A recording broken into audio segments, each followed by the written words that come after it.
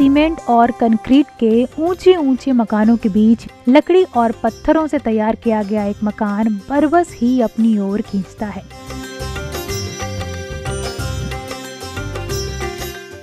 देहरादून स्थित विकासनगर के जौनसार बावर जनजातीय क्षेत्र के नगांव गांव में ये मकान पिछली 7 पीढ़ियों का गवाह है, लेकिन आज भी इसका वही आकर्षण बरकरार है।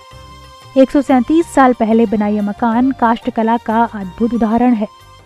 ये तो बहुत पुराना दादा नाना के बना हुआ है। ये है 1884 का बना हुआ। करीब 137 साल पहले जब इस 3 मंजिला इमारत का निर्माण हुआ, उस समय देश में अंग्रेजों का शासन था। इसकी बुनियाद में पत्थरों का इस्तेमाल किया गया है, जबकि ऊपरी ढांचा लकड़ी का बना है। 100 साल से पहले के वक्त की नक्काशी और कला को समेटे ये मकान आज भी उसी तरह शान से खड़ा है। ये नीचे वाले पिलर तो है पत्थरों के बने हुए, बल्कि ये पिलर तो बहुत दूर से ला रखे, उधर सैया से ऊपर रिखा गांव है, वहाँ से ला रखे इसको। और जो ऊपर वाले ये लकड़ी के ही बने हुए हैं। वर्तमान में इस मकान के मालिक हरदेव सिंह तोमर हैं। उन्हें अपने दादा नाना से ये विरासत धरोहर में मिली है, जिसे उन्होंने संजो कर रखा है।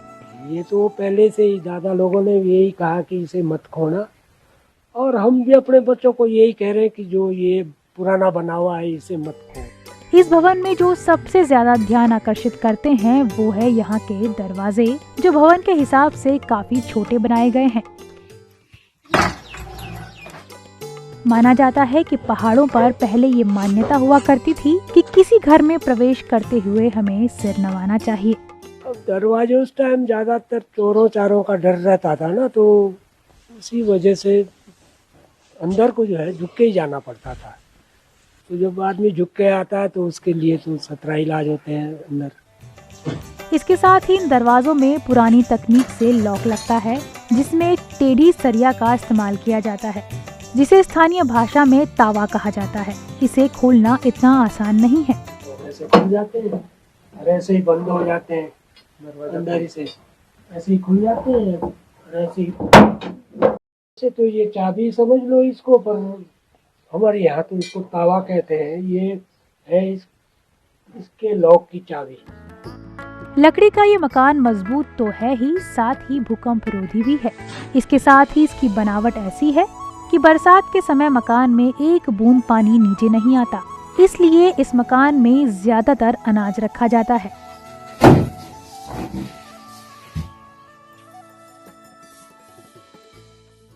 गोदामी समझ लो इसको, अपने भंडार समझ लो। चावल आटा और सामान भी रखते हैं, जैसे पिसा हुआ अनाज है। सच में चाहे ये मकान 137 साल पुराना हो, लेकिन उस वक्त की सोच आज के मुकाबले कहीं आगे नजर आती है। समय के साथ हरदेव का परिवार बड़ा होता रहा और इसी वजह से उन्होंने गांव में रहने के लिए और मकान बना लिए, लेकिन ये मकान उनकी और उनके परिवार की धरोहर है। इसी से उनकी पहचान है और वो इस मकान को अपने बुजुर्गों की याद में हमेशा संजोए रखना चाहते हैं। ईंट के मकान तो मैंने भी बनाए, अपने सामने बनाए, पर अपने सामने गिर गए।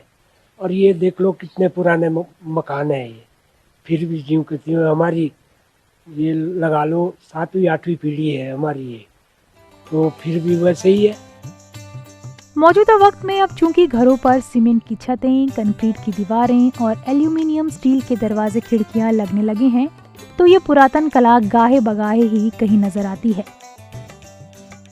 राजे, रजवाड़े, रईस, जमींदार, महाजनों के युग बीत गए, जो इस नक्काशीदार दरवाजों चौखटों के कद्रदान हुआ करते थे। यहाँ तक कि साधारण घरों में भी काष्ठकला के नमूने आम थे, लेकिन आज ये कला बस हमारा अतीत बन चुकी है। न इसको आगे बढ़ाने वाले हैं, न संवारने वाले। Bureau report, ETV Bharat.